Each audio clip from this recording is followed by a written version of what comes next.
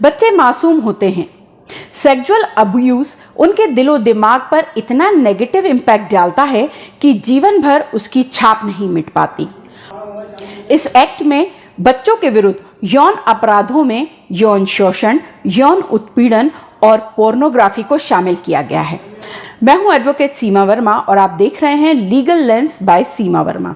POCSO act के तहत बच्चों के साथ अश्लील हरकत करना, उनके प्राइवेट पार्ट्स को छूना या बच्चों से अपने प्राइवेट पार्ट को टच करवाना, बच्चों को अश्लील फिल्म या पोर्नोग्राफिक कंटेंट दिखाना, ये सब कुछ शामिल। बच्चों के शरीर को गलत इरादे से छूना या बच्चों के साथ गलत भावना से की गई सभी हरकतें पॉस्को एक्ट के तहत रेप की श्रेणी में रखी गई हैं और इन सभी के लिए कड़ी सजा का प्रावधान किया गया है, जो कि जिंदा रहने तक जेल या फांसी भी हो सकती है।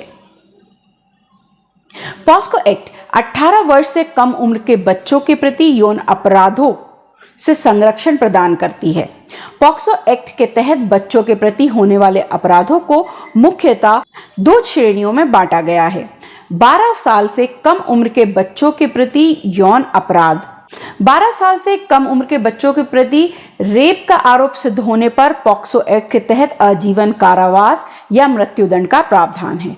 12 वर्ष से अधिक उम्र के बच्चों के प्रति यौन अपराध या 16 वर्ष तक के नाबालिग बच्चों के प्रति यौन अपराध सिद्ध होने पर कम से कम 10 साल और ज्यादा से ज्यादा 20 साल तक की कड़ी कैद का प्रावधान रखा गया है।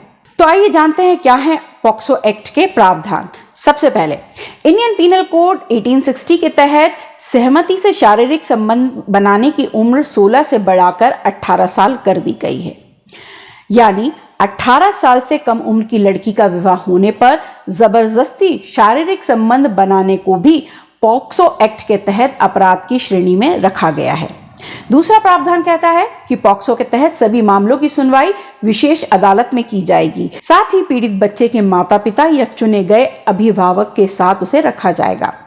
सभी संबंधित कार्रवाई को कैमरे में रिकॉर्ड किया जाएगा।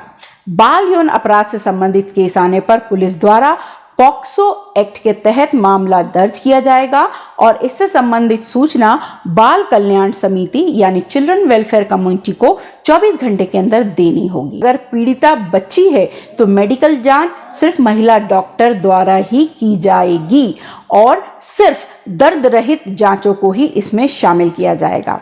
साथ ही ये सारे टेस्ट बच्ची के पेरेंट्स या उसके गार्जियन या फिर कोई दूसरे विश्वसनीय व्यक्ति की देखरेख में ही किए जाएंगे। इस अधिनियम में अपराधों को ऐसी स्थितियों में अधिक गंभीर माना गया है जब अपराध किसी प्रशासनिक अधिकारी, पुलिस या फिर सेना के अधिकारी द्वारा किया गया हो। अधिनियम के तहत बच्चों से जुड़े यौन अपराध के मामलों की रोकथाम के साथ ऐसे मामलों में न्यायिक प्रक्रिया में हर स्तर पर विशेष सहयोग प्रदान करने की भी व्यवस्था की गई है। अधिनियम में पीड़ित को चिकित्सीय सहायता और पुनर्वास के लिए मुआवजा देने की भी व्यवस्था की गई है। और खास बात यह है कि इस अधिनियम में जेंडर के आधार पर कोई भी भेदभाव नहीं किया जा सकता। तो पॉक्सो एक्ट की जानकारी होना सभी के लिए बेहद जरूरी है। कानून की जानकारी आपको आपके दायित्व और अधिकारों के बारे में जागरूक बनाती है।